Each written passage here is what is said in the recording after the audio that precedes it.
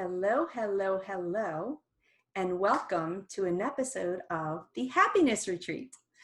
I am your host, Kimberly Trebs, and today we have the good fortune to be in conversation with my dear friend and colleague, the beautiful and multi-talented Kimberly Deane, who is a phenomenal body worker, a powerful energy healer, a mixologist of essential oil blends, a meditation guide, and a practitioner in the art of tarot. Basically, she's an all-around expert in the realm of spirituality. Hello, Kim, and thank you so much for taking your time to share with us today. I am so glad to be here, Kim, and thank you so much for having me. I'm just overjoyed to be here. Kim is my own personal massage therapist, so I just have to say, it's yummy, but we're talking about tarot today. So as all of these conversations are about spirituality and the soul and becoming the master of our own energy, I'm so happy that you're here to tell us how tarot is actually an amazing vehicle of transformation around the subject. So please let us know how and why you became interested in tarot. Well, I became interested in it because it seemed to jump out at me one day when I was at the bookstore called Borders. And it just seemed like a way to have a visual tool or aid outside of myself that felt like a mirror, like a reflective mirror of the soul's journey. And so I probably picked up a deck and read how it is the soul's journey and giving you detail of what the soul goes through. And so that definitely intrigued me. And I definitely felt drawn to it. I don't know. So yeah, it kind of jumped off the shelf at me in Borders one day, I think in my mid-20s, that I was attracted to it. It also felt like something that I have known from like a past experience. It felt familiar in some strange way. It was like that familiar longing or like that kind of feeling you might get of a lost friend or, something like that. That's how it felt in the beginning. So like a beautiful reconnection with something. Yeah. Nice. Very nice. Yeah. So when you read about the journey of the soul, how does tarot how were the decks even created, and what are they based upon so that they can be a vehicle for that connection?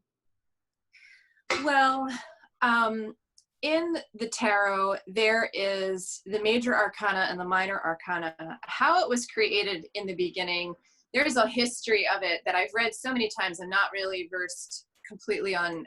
I think the Rider-Waite deck that we use today was created in the 18 or 1900s, and there was a group of mystical people, philosophers that were based in London, and they put together a tarot deck that combined numerology, the Kabbalah, and the zodiac. So astrological symbology and all of that was put together in that deck. So before that, though, I think it was more like based on like a playing card deck, but then they infused it with all this more mystical information and linking it to the cosmos with astrology. So our decks today are so rich, and the journey of the soul. So the Fool is the first major arcana card, and he goes through many life lessons. And the major arcana is like major transformative lessons. And then the minor arcana are smaller movements in life. So as you do a reading, you'll have major arcana will show you that this person is going through or is about to go through something major. And if the minor arcana is more predominant in a reading, then it's they're not in the same kind of a transformative phase. So interesting. So yeah. Could our playing decks today with the Why am I the kings and the queens and the jokers and yeah, and the spades and the you hearts could, and the clubs. yeah, because all the suits of the elements are there.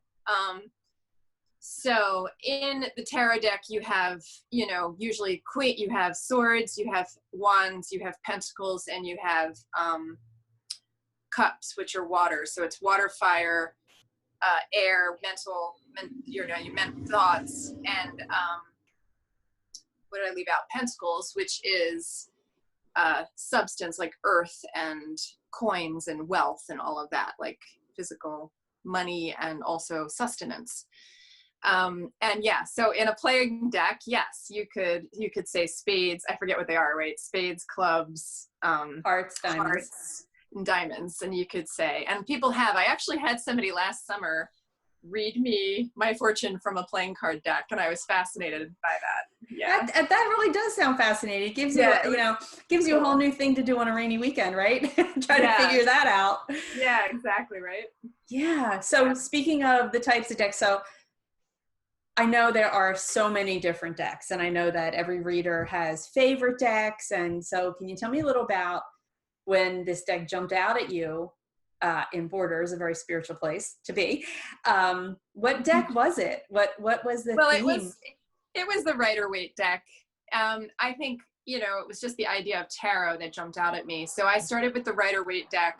I wanted to familiarize myself with the traditional you know, pictures, and I think it's good to start out with the Rider-Waite deck because you familiarize yourself with what the images are trying to say, their major thrust of what they're trying to say.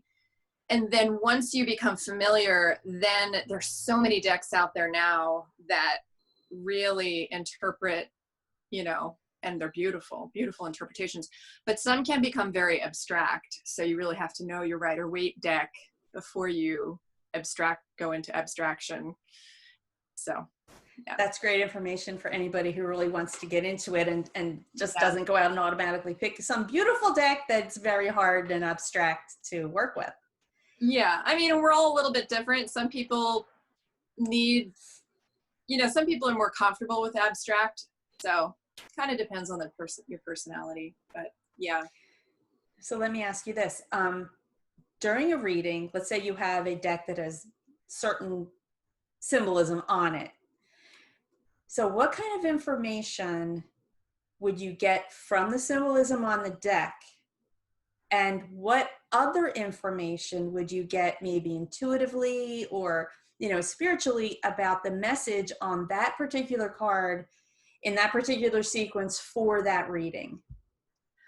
Right. So there's a couple things that you're paying attention to while you're doing a reading. One is the placement of the card. So depending on what you've chosen, you can do a Celtic cross spread, or you could do a 5-card spread with, you know, the middle is the present and you have 2 past cards and 2 future cards. Or so there's a way that each card that you take and you put it in a placement gives it that context.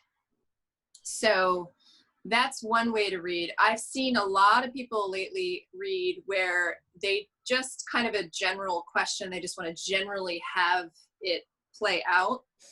So they'll just kind of undo the cards as they go, and it's like a flow, like a stream of consciousness even, you could say, describing the atmosphere or the full picture of what that person has asked about. But more particular to what you just asked me is when you look at a particular card, it has, like I said, a specific meaning according to the Rider-Waite deck. But there's a way sometimes I've read cards where you learn to trust your intuition. So there's different little things. This is how it works often for me is I'll look at the card and something will just tell me to focus. Like my eye will be drawn. And it's like an intuitive process where your eye is just drawn to the way that his shoes are shiny or the way that the gold coin around his belt is coming at you and it means something. You get like a feeling about something that jumps out at you. And trusting yourself means that you may veer from the traditional meaning. So if you get a strong hit like that, follow that, because then if you say that to your client, there's a reason you in the connection to your client, there's a reason you got that hit, and you trusting it and then offering it to your client often is the magic in the connection and in the reading. So that's super, super number 101 important when you're reading, is to develop the intuition and trust. So in the beginning, yes, you're learning all the basics and the basic meanings, but then you get to play, and you get to, at some point, really just let yourself flow and interact with the symbology and the client. So it just becomes this, like, you become a portal of just channeling information, and the cards are like a mirror reflecting back things that you should be saying to that person. So. Wow. Do you ever, even in the beginning or now, do you ever do readings for yourself to get messages, but also to become more familiar and to become more easeful with playing with the cards and their meaning? Yeah. I definitely think most tarot readers start by reading for themselves. And yeah, I've probably spent so many hours reading for myself. However, it's probably one of the harder things to do, to stay objective. Right, and exactly. I don't know how you would do that. Yeah, it's pretty hard. You have to actually be pretty clear before you do it. I've done it muddled and clear, and it's like night and day, your experience with it. Mm-hmm. And yeah, it's like you're too close to yourself. However, I have had it help me calm my mind about an like some situation I've been in. I'm like, all right, I just need to pull a few cards and get some, feedback or clarity. And it's been very helpful that way. So yes, definitely I have read for myself. Yeah. I laugh because it can become addictive. Before I get out of bed today, I'm gonna pull a card. That's not a bad idea, right? There's worse things you could do. There's something tactile about it too that is pleasurable. There's something about having the cards in your hand, and the way certain decks are made, the card stock and all of that is a consideration in how you interact with your cards. And yeah, there's like a pleasure factor in that it feels good, Yeah, I think it's a way to pull you more into the present moment, because when you sit down, Sure. No matter what time of day it is, to pick up the cards, it could have been after a full day of doing. It could be just waking up in the morning. It could be in the middle of that day, and you could have had something before it or something after it, which is on your mind. And if you're tactilely, physically getting into the present moment with the cards, right? Yeah, sure. Oh, I have to cool. say, sometimes when I've had people read, just hearing them shuffle is relaxing to me. Mm-hmm. I don't know why. It's probably like a Pavlovian response. Yes. It's kind of like, yeah. So. Wow, that is, kind of fun. I could see that. I could definitely see that. And so your clients, when they come to you, now I know why I come to you, because I know what your uniqueness is that you offer for the things that I've had a reading with you. I've had so much body work with you. Oh, anyway, we're going to talk about that on another conversation for sure. But can you tell us what is unique about the way you read the cards, and what would you think the biggest benefit is with how you present the reading and how you facilitate the reading? Sure. I definitely, because I'm so spiritually inclined, I definitely have a spiritual basis and focus while I'm reading for a person. And so even if that person isn't aware of spiritual aspects of themselves, she or herself, I'm going to reflect back those aspects to that person, because feel like that's my mission on this earth, is to help myself connect spiritually and to help others connect spiritually. And the way that plays out is really interesting, because you're starting at a top level. And so if people are coming at you like about a job, more mundane questions about a job, or about, love, or should or I shouldn't move, should I or shouldn't I move? When you put it in the context of spirit and soul, it changes the whole game, and it really kind of opens up the conversation. And it I think the biggest thing it does for people is it gives them choice, and it helps them to feel free and empowered. So, when you started that level of soul focus, so I would say, yeah, with my readings, I definitely have that threaded throughout, and I can't help it, because I've seen readers sometimes they'll do love readings, and what is this person thinking, and da da da da, and they'll go into some soul things, but you can get so lost in, I think, some of the details. And I think I try to always bring it back to, how is the soul operating here? What does the soul want? What does your soul want? What is your soul trying to tell you? So you do a connection to your own soul, or you have a very, like when you start a reading for someone, what is the sequence before you say, here's the first card? Like, what do you do to get in touch with yourself, with them, how to get the energetic connection between you very clear, so that the reading is for them and it's very soul-centered? Surrendering, the process of meditation, which has always been my background, training to connect, that you sit maybe for a few moments and you connect to your energy, your internal energy network, and you connect to your higher self point. So above your head, there's this energy that's above your head that's very aligning and helps you connect to your soul. And the more we close our eyes and we go within, the more we actually feel ourselves as energy. So before a reading, I will connect to my own energy body and my own energy, and just go as silent within as possible so that I'm clear. And then I'll bring you in. I'll bring, your energy body into my awareness. And sometimes it's kind of funny, because I'll get so much information just from that I'm like, okay, but we still have to read the cards. But no, it's always really helpful to do that. You do. Sometimes I do get a lot of information doing that, but then the cards really flesh out the details, and where it's almost like putting language to the feelings or something like that. The cards really begin to do that process really well. And it becomes a dialogue then, and a conversation that opens it all up. So. Wow. Awesome. So you're not just pulling 5 to 7 cards, no matter whatever the spread was that you agreed to provide, and then you're just giving the information and you say, okay, thanks so much for coming, see you later. You're actually engaging with the client, your client, and empowering them in a way to hear the information, to process the information on a soul level, because you're bringing that level into the conversation, so that when they walk out, they've experienced really 2 things, because they've experienced the reading of the card for the situation they were asking about. Right.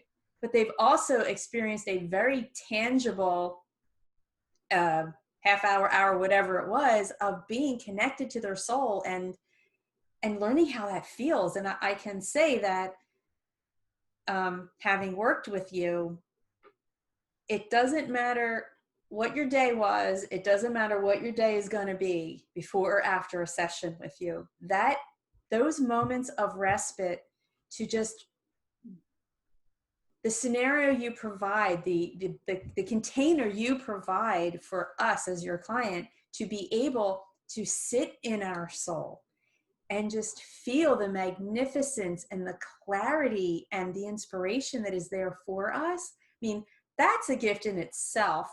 It's just stunning. Well, I have to say, I'm always so grateful when people show up and hang out with me in that space. So it's like a win-win for me that, as human beings, we don't want to be alone in our bliss, right? So it's like, yay, I have someone to be in bliss with, or, just someone to connect to in that higher space. But yeah, as you were talking too, like I think being a body worker and an energy healer, that definitely makes my tarot readings. I definitely am coming from that place. I can't help but not have that, be kind of the background structure of how I'm reading. So as I'm answering that and you reflected that back to me, I'm realizing how that all comes about in my readings. Yeah. Oh, you're the So full thank you. package. You're the full Thank package. you. Let me tell you, because Thank you yes, for it's, helping me understand myself. oh, you're welcome. Yeah. I mean, it is completely not a session where, hey, trust me, I've been on the boardwalk at the beach and I've seen a tarot reader and I just want to have some fun. And I can tell you, one woman knocked my socks off to this day. I don't know how she connected so quickly. That's amazing. I can only imagine she has done all of the work on herself that you have to get you so clear on your focus and clear in your own connection with spirit and your own soul. It's really stunning. It's we're all capable of it too. And I think it's a level of like learning that process of trusting your intuition, learning that process of trusting those silent movements that are, inside ourselves, inside our hearts. We all have them. We're just a little bit not used to, we're not used to trusting it. So it's going within that process of really just relaxing into the flows that are already there. And that's how I try to articulate what you provide in a session. You provide that container to give us a very tangible experience of being in that flow and being in that space. And once you do it one time, it's completely addictive. It's a good addiction, right? It so is an amazing addiction. I mean, because when you bring that level of clarity and peace out into the world with you, just like if I walked into a room and I was all agitated and wanted to really blow up at somebody, you would know that when I walked into the room. So you affect the people you encounter just by the way you're presenting in the world. And absolutely, I love how your tarot sessions help to get us out of the frenetic thinking, out of the tension, and into the clear, blissful flow of our own soul and our own energy. Thank you. I think that it's, why we're here, and it's such an honor to do that kind of, for me, it's just an honor to be able to do that kind of work. Every day I feel so grateful to show up in that way for people. Well, we're grateful that you were brave enough to show up in that way, because you could have keeping all of this yumminess to yourself where tarot was concerned. It's kind of funny. I used to call myself a closet healer because I was in the closet for a few years there where I don't know if, and I've talked to other healers that, and we've had this conversation, I think, in the past, where we've had past lives where we've been persecuted, perhaps. I mean, I don't know if everybody believes in past lives, but it's this feeling of having known you've been attacked or something for something that's been like your go-to. For being yourself. And it's like, so I think that was a big healing. As I emerged as a healer, I had to heal that fear. And there is a bravery, definitely a courage to show up around that. And I don't have it anymore, but I remember having to process through that. So if anybody's out there that, has that going on as an emerging healer, talk to other healers, because I think a lot of us have had that experience and we've worked through it, and it is workable. We can get through it to the other side to become helpful and do what we're supposed to do. So and it's easier than you might think. It's scary on one way, because I think we've given up our connection to our soul. We've given up our mastery of our own energy because we've been told we should be this, we should do that. We shouldn't ever, ever, ever live in that realm, right? So when we start giving ourselves permission to indulge in moments of clarity with tarot, with the body work, with everything that helps us to tangibly feel that, that's a beautiful thing. And you were saying, we were talking about some positive addiction. I think it's so, you start to realize, like, I remember when I started to meditate or even started to do yoga, there's that draw because it feels so good. Like it's a return to the flow. It's a return to the way that when you're in your soul energy, it feels like play. It feels like it brings you back to that innocent childlike experience of, just connection and purity and, beauty and bliss and flow. And you then realize and remember why, these human body beings that we are capable of so much joy. And to miss out on that is really a shame. So I try to remember that every day when I wake up and enter into my practices with that intent to bring around that bliss. And then step out into the world as that. Yeah. Which is and what you do.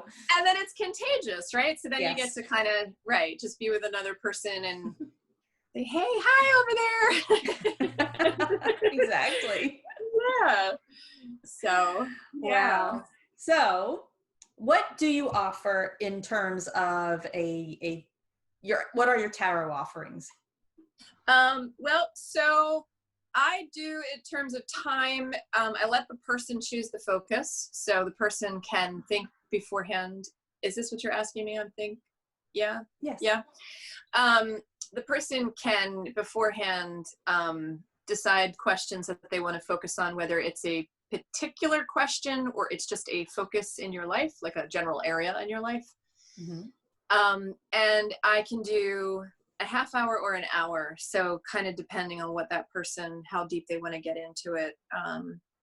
It's kind of open-ended that way. It's either a half hour or an hour. This is the way I've structured it so far.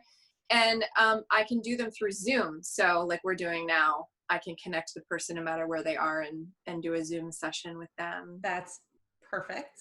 Yeah, it's really great. And so one thing I'll do is I'll record the whole session so you have it to take and have it with you forever and refer back to it whenever you need to. And then also I do the spread and it's laid out here. I'll take a picture of the spread. So it's a stationary picture you have too, to remember. So you have the audio and you have the visual to connect back to whenever you want. Awesome. And yeah. you had mentioned different kinds of spreads. I mean, the spread will just present itself that day for that session. Yeah, I mean, I think as a reader, you kind of get drawn to certain spreads, and I love the Celtic Cross. I feel like it covers a lot of the bases of revealing a lot about a situation. There's so many different books and so many different spreads, and I've played with a lot of them, and it's fun to try new ones. But the one I go to a lot is Celtic Cross spread, and Free Flow too. I do a lot too, so I'll just kind of open up the. Sometimes within a spread, you'll clarify.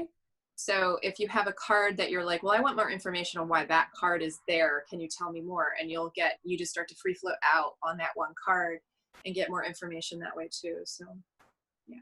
Amazing. And you also have monthly readings for what? Yeah. Right now I'm doing general monthly readings on a YouTube channel that I have called Healing and Reach Tarot. And I want to try and offer more, but right now I have a monthly reading for each zodiac sign, and it's a general reading.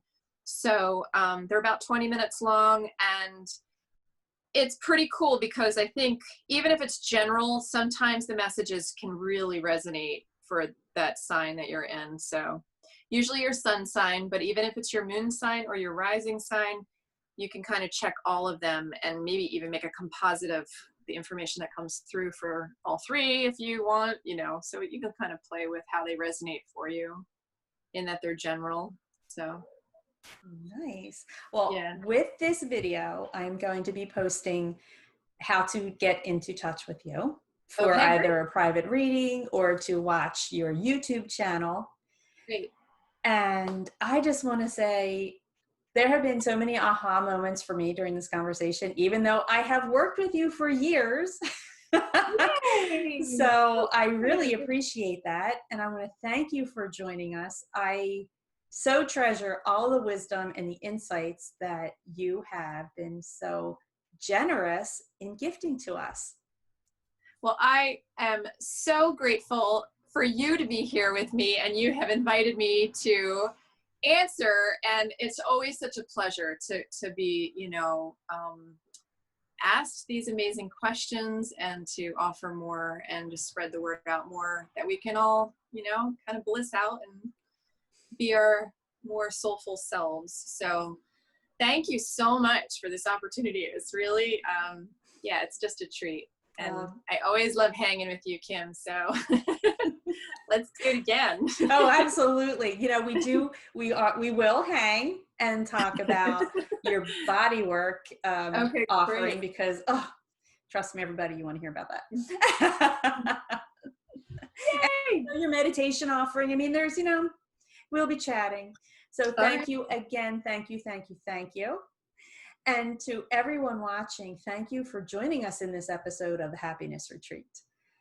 I genuinely hope you have gotten some inspiration, some motivation, some guidance, and some clarity with your soul and becoming the master of your own energy.